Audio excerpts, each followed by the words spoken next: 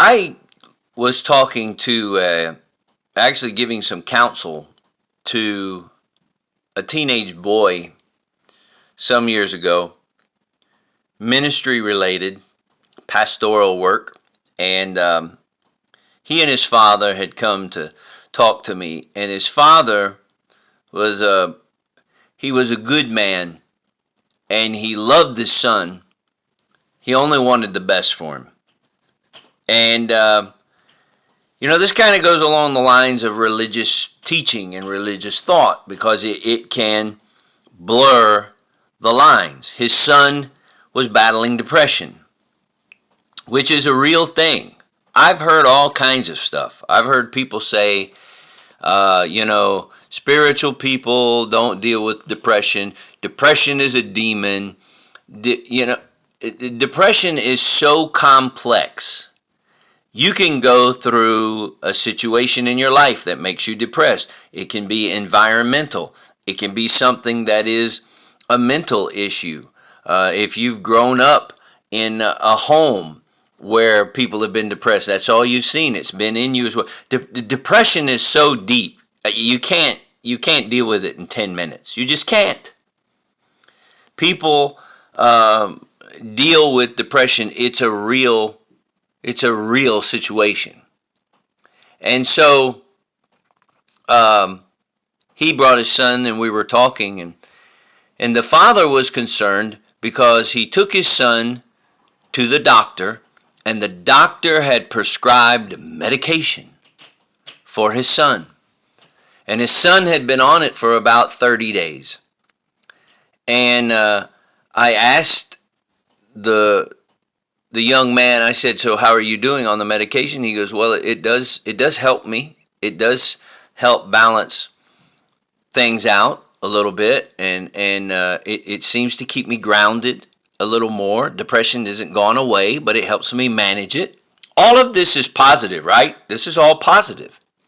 So the father says to me, yeah, but we're people of faith, and we attend church, and we believe the Bible, and we pray. And he said, I told him that, he should just have enough faith to believe. And if he could just get things right in his life, he won't have to be on this medication. Now, again, the father is a good man. But I looked at him and I called him by name and I said, aren't you on medication? He said, not for depression, I'm not. I said, oh, okay. What are you on medication for, if you don't mind me asking? I knew. We had conversations. And he knew. He said, well, I take medication for cholesterol, and I take medication for my arteries, and I take medication for, he had the issue in his feet. And he said, so, I take that medication. I said, does it help? He said, yeah, it does help. And I say to him, but you're a person of faith. But you're a spiritual person. You believe in the Bible. You believe in God.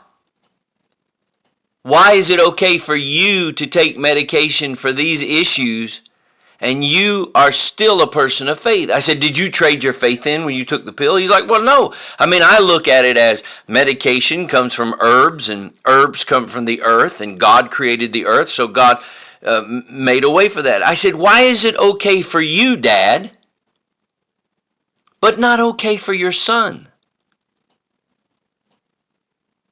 And it's a simple thing, but nobody had taken a moment to look at it from that perspective. Nobody wanted to address that. Because for some reason when it comes to depression, it's just believe better or act better. You can't tell a person that's depressed or bipolar, or they have, some type of schizophrenia, multiple personalities. These are all legitimate things. You can't look at them and go, just stop it. No more than I could look at the dad with the heart problem and say, just stop it. Stop grabbing your chest. What is wrong with you? No, he was taking medication, and he believed that that was a blessing from God for him, but yet somehow it was a lack of faith for his son. Well, we spoke for over an hour, and he said, I want to thank you for helping me open my eyes to that. It seems like a little simple thing. And something else happened on that day. That teenage boy who I still talk to, he's now in his 20s, which means I'm older now too, but he said thank you because I felt like that this medication and depression, because I needed medication for my depression, was going to take me out of doing, things in the church or things for God or things for my community. The fact of the matter is if you look into the scriptures, everybody that God chose to do something was messed up. Everybody had issues. I don't have time to go through and name them, but everybody had issues. The Apostle Paul, who wrote over 1/3 of the New Testament, was a murderer and was doing it in the name of the church. You can't get more messed up than that. This guy was murdering people. And yet God said, I'm going to turn your life around. So I don't care what you're on or what you're facing. Sometimes the more messed up you are, the greater the message is that you have. Yeah. Still there are messages out of messes every single day. So may God bless all of us that are just one big ball of mess.